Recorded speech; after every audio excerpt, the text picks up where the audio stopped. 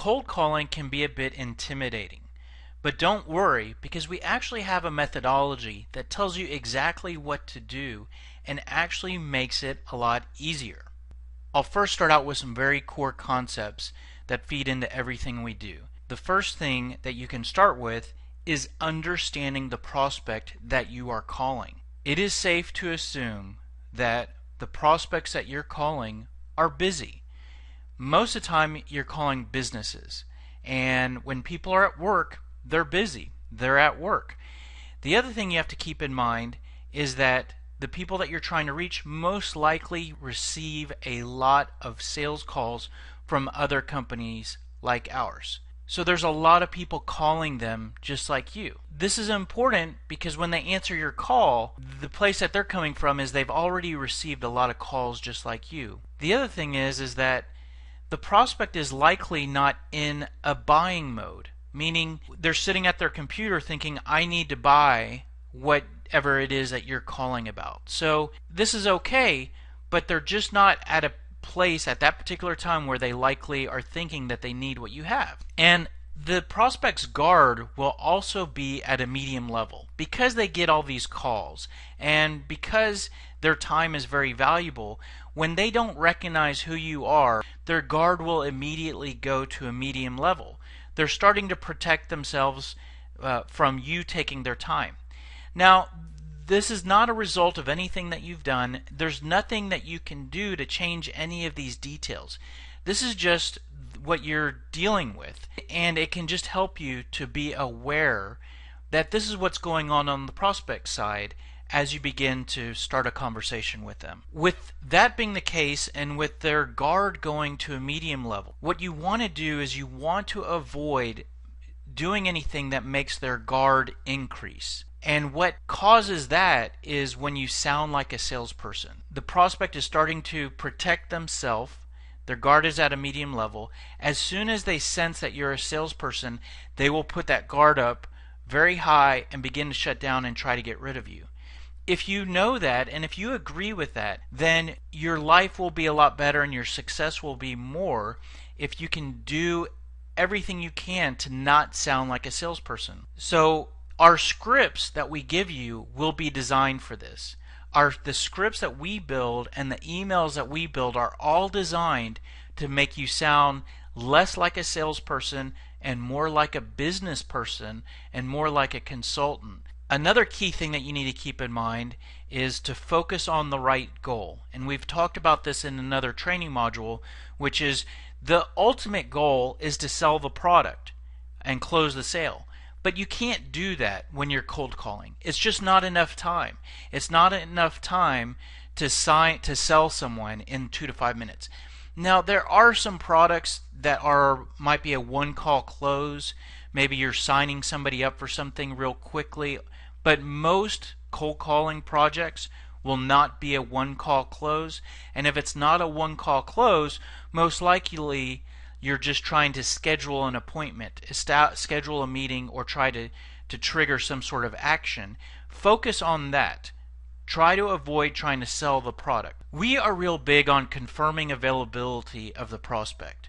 Now this is actually a debatable topic that many people fall on the other side, which is they won't ask if the prospect's available because that gives the prospect the opportunity to say, I'm not available. We believe confirming availability is a very respectful thing to do and an important thing to do. The reason why, we can assume that the prospects are all busy.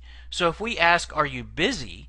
Then the answer is automatically yes. So we don't want to ask if they're busy, but we want to determine if they are crazy busy, meaning are they just working, or do they have someone sitting in their office staring at them and they're in the middle of a meeting? If they're in the middle of a meeting, it's going to do us no good to try to go through our script and proceed on a call. We're just going to annoy them. We ask a question to confirm their availability. Now all of our scripts include this question: have I caught you in the middle of anything? This question is very carefully designed. What we don't ask is, are you busy? We don't, because we can assume they are. We don't ask, have I caught you at a bad time? If I caught you at a bad time is a bit negative. It sounds like what we're calling about is not important.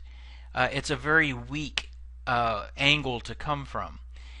Uh, we don't ask, do you have a minute? Because we actually want more than a minute. We want 2 to 5 minutes. That's the length of the cold call. We ask, have I caught you in the middle of anything? The other thing about this question is it's a very casual question. It's the type of question that not a salesperson asks, but more of a colleague or a friend or a coworker. Hey, are you in the middle of anything, right? So when you ask this question, watch to see how people respond. This question actually, it shows respect, it gets permission to move forward, and it actually will decrease people's guardedness because you won't sound like a salesperson. One thing I also want you to fight the urge to do is to ask your prospects at the very beginning of a call, how are you doing today? This is going to be your natural instinct. They answer the phone, hi, this is Michael Halper from SalesScripter, how are you doing today? The reason why you don't want to do this is because that is going to trigger salesperson. Yes, it's a polite thing to do, but it says I'm a salesperson and I'm about to start selling to you. And that triggers, again, the guardedness. Instead of asking how they're doing, this is where you insert that confirmation for availability. Don't ask how they're doing. Now, by the way, I want to clarify. If you've spoken to them at least once and you're calling them again, you can ask how they're doing, because then you know them. And it's okay to ask someone who you know how they're doing today. If they don't know you and you don't know them, you sound like a salesperson. So at the moment where you want to say, how are you doing today, this is where we insert the question for availability, which is, have I caught you in the middle of anything? You're going in two totally different directions at that very moment. Instead of sounding like a salesperson, you sound like someone they already know, very casual, are you in the middle of anything? So those are two totally different directions, and that's at the very beginning of a call, so that small change can totally change the tone and direction from that point, and could be the difference between you establishing that conversation and then you getting permanently shut down by a prospect thinking you're a salesperson. We also use another tactic in the early part of our script, and we call it a disqualify statement. Disqualifying is like sort of telling the prospect that they're not the right fit for you, and we call this a soft disqualify because it's not a firm hard disqualify. A hard disqualify would be for me to say, you know what, I don't think you're going to be the right fit for our product, so I'll let you go and have a nice day. And so this is a soft disqualify statement, and what it means by saying soft is that it's expressing a potential disqualify situation, and what that means is we're expressing doubt. And we actually say this in the early part of the call, and I'll show you a call script where it shows up. But we might say something like, I'm not sure if we're a good fit for you. Or, I'm not sure if you really need what we provide. Or, I'm not sure if you're the right person to speak with or not. You might hear that and you might say, are we really going to say that when we're trying to sell something? And remember, I told you we're not trying to sell a product. We're trying to establish and schedule a meeting. But even if our goal is to schedule a meeting, we're going to express this doubt. And what this does, it does some extremely powerful things, because when you do this at the early part of a call, it decreases the prospect's guardedness. Because it's not what a salesperson does. A salesperson will say the exact opposite. They'll say, oh, I have something great and you're going to love it and I want to come meet you and show you it, right? That's the exact opposite of saying, I'm not sure that if we're a good fit for you. So it makes you sound not like a salesperson. It decreases the prospect's guardedness. It might even add a little curiosity, right? You're taking it away. So the prospect might get a little curious as to, oh, wait, you don't think I'm a fit? Well, maybe I am a fit. What's going on? That's not what they'll say, but that's what they can begin to think. Name dropping is a powerful concept, and I want you to keep this in mind.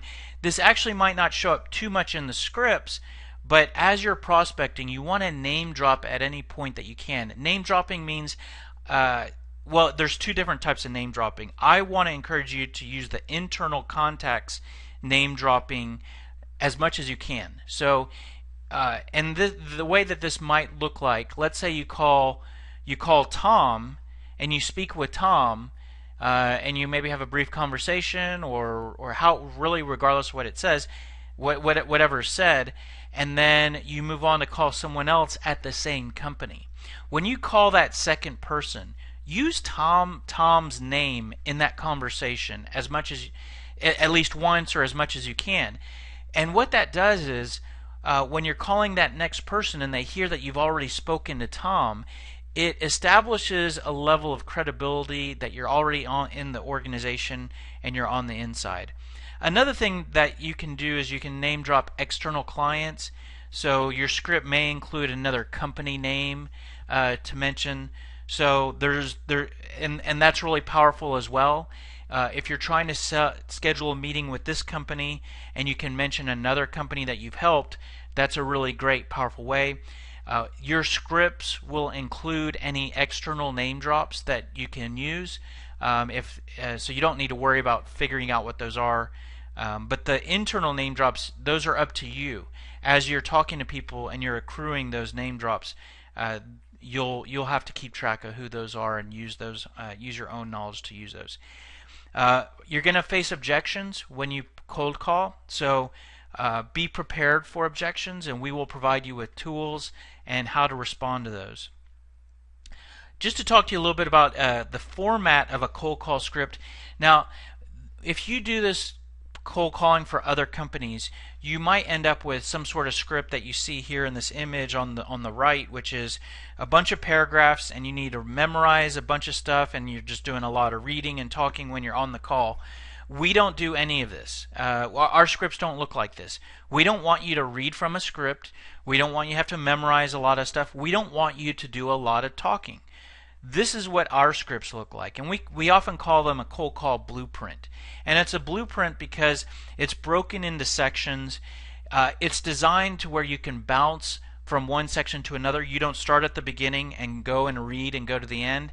It's a lot of bullet points, and I'll show you how you can manage those sections by going through this example. So I have here the main sections of what you might find in one of our scripts that we give you, and I'll show you that you don't necessarily have to go from one section to the next and go straight through in a line. You might bounce around, and so let me show you how that works. A lot of your calls begin with a gatekeeper, so you might just want to be direct and say something like, "Hello, I'm trying to connect with the person that oversees sales. Can you point me in the right direction?" So that's a common gatekeeper intro, and they might pass you through to the target prospect. So then when you connect with that person, you might say something like, "Hello Mary, this is Michael Halper from SalesScripter. Have I caught you in the middle of anything?" So you see there our confirming availability. Now she might say no, and that's an objection, right? So there's a response for that objection, which might be something like, "Oh, okay, well, I can be very brief right now, or I could call you back later. Which do you prefer?" That's my objection response, and that will be in your objections tool. But if she says, "No, I'm okay," then we can move on. The next section of the script might be some sort of attention-grabbing statement. We often use a value statement right here, which is what most of your scripts might have. And so I might say something like, "Well, the purpose for my call is we help sales managers to make it easy for their sales resources to always know what to say and ask." And so that's just a one-sentence value statement right there to grab their attention. We could also mention some pain examples, name drop. Your script will tell you exactly what you need to say here, so you just need to know that once the prospect says, "I'm available," you hit them with just a real quick attention-grabbing statement. Now, here's where we might disqualify, right? So this is the next section of the script. But you know what, Mary? I actually don't know if I can help you in the same way that I've helped some other sales managers. So I'm just reaching out to you if you have a couple minutes. Now notice you can go a couple different places from here. And most of our scripts will progress to the pre-qualifying questions. So we just said, "Mary, I'm not sure if we're the right fit. I have just a couple questions, if that's okay." And Mary might say, yeah, okay, what do you have? Well, Mary, do you feel like it's challenging to get new sales hires ramped up and performing? So if you see here on the right, there's 3 questions, right? So what I want to point out is, let's say I ask the very first question, and let's say that we reach what we call a ding ding ding moment. A ding ding ding moment is like when you're playing a video game, or you're at a casino and you hit the jackpot, right? The lights start going off and you win the game. So if I say something like, and that's where the prospect gives an answer that hits the ding ding ding moment, and it's exactly what we're looking for in terms of an answer that means we should talk about what we have to offer. For example, if I say something like, do you feel like it's challenging to get new sales hires ramped up and performing? And if Mary says, well, yeah, I mean that's always a challenge. It takes, it takes a long time and it can be difficult. If she says that, what I hear in her voice, I want to schedule a meeting. Even knowing I can talk to her about that, because that's a problem we fix, I want to go for the meeting. What I'm saying here is, if you look at the arrows down here on the left, notice that there's an arrow that goes directly to the close. If I get a ding ding ding moment, I can go for the close. So Mary says, yeah, I mean, that's a big issue. I don't need to go through the rest of my script. I can try to say something like, I skip to the close, and I say something like, you know what, Mary, that's what we help with, and that's why I'm reaching out to you. So I don't want to talk to you too much about it right now since I'm calling you out of the blue, but we help to fix that. Can I schedule a meeting with you to talk about that challenge that you're having, and put 15 to 20 minutes on your calendar? Now that language is there in the close section. That's skipping ahead. But let's say Mary says, nah, it's okay. Then I can continue on to my next, and I don't get the ding ding ding moment. Then I can move on to my next qualifying question, or I can move on to the next section of the script, which is the common pain examples over there on the left. Now what I want to tell you is that you might hear me go through that and say, well, how do I know if it's a ding ding ding moment? And that's a good question, because you're not going to have the deep knowledge of the product and this client that you're working for. And what I would tell you is, you can try to hear it in their answer, right? And try to think of either hearing an agreement, positive type of answer that they give you, or a disagreement. And you can almost hear it in how they respond, or how much they talk, or their tone. And it's either going to be kind of a, yeah, and they talk a little bit, or it's going to be a, no, not really, right? So if you hear the real agreement, consider that sort of a ding ding ding moment, and you could try to go for the close. Maybe you go on to the next question, and if you hear 2 questions with agreement, then you go for the close. So we'll leave that up to you and your personal style and how comfortable you feel. But if you hear sort of a negative or a lack of agreement in whatever they say, then you can just kind of not go for the close and keep going through your questions. If you move on to the next section of the script, there are some common pain examples. Pain are problems that your prospect's having, and what we include in your script are the problems that you help to fix. And so a great way, if you're to schedule a meeting or to confirm that the prospect should meet with you, is to identify if they have the problems that you fix. Let me give you an example. If you help someone to lose weight, and you help someone who is overweight and can't eat, doesn't know how to eat the right stuff, or can't stay on track with eating the right stuff, those are pain points, right? And so instead of you just talking to someone and saying, I help someone to get healthier, and they say, well, I'm okay, I don't need to get healthier, you can say to them, you can give them the pain problems that you help to fix. And in that example, it might be something like, well, you know what, Mary, I work with a lot of people, and some of the challenges that they often have are they're overweight and they can't seem to lose weight. They don't eat healthy, and and they can't seem to figure out what is the healthy food to eat. They just don't know what to eat, and they can't seem to stay on track with any type of healthy plan. Are those problems that you're having at all, or can you relate to any of those? So at that point, if Mary has any of those, she might say, well, yeah, some of those sound about right, or yeah, I can relate to those. At that point, we reach another ding ding ding moment, and then we could go for the close. So that's an example of going farther down in the script or to a particular path in the script, where instead of either we've already asked questions and the prospect says, I'm okay. Then we're just direct and we give them the exact problems that we fixed. Or you could go to the problems right away. Like you say, you skip the questions and you say, I don't know if we can help you in the same way. The problems that we typically fix are this problem, and this problem. Do you have any of those? And then the prospect might say, no, I don't have any of those. And if you notice the arrows here, you could actually go back up to the questions after you've given the pain examples, or you could move to the close, or you can move to the next section of the script. If you'll notice, most of this script, we've talked very little about us.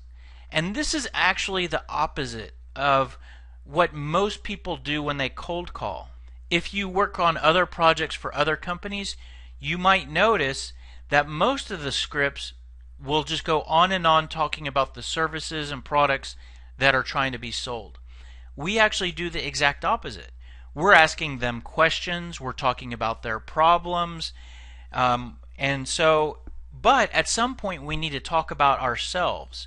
And we don't need to go into so much detail to where we build enough interest so that the prospect buys from us. Remember, our goal is not to sell the product. Our goal is to generate a lead and sell the meeting.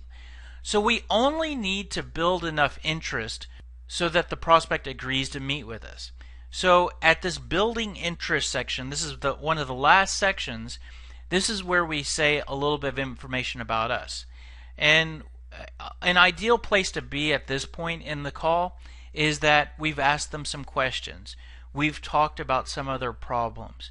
And now we're going to say something like, okay, well, Mary, I think it might be productive for us to talk in more detail and schedule a meeting. And the reason why is I'm with SalesScripter. And we help sales managers to train their salespeople and get their salespeople to know exactly what to say when they're cold calling. And I don't want to get into too much detail on how we do that with you because I'm calling you out of the blue. And then that's where you progress to the close, as you can see here. But I actually called you out of the blue, so I don't want to take any more of your time right now. And then in our scripts, we give you 3 close options. And these are 3 different directions in terms of how firmly you want to try to close for that meeting.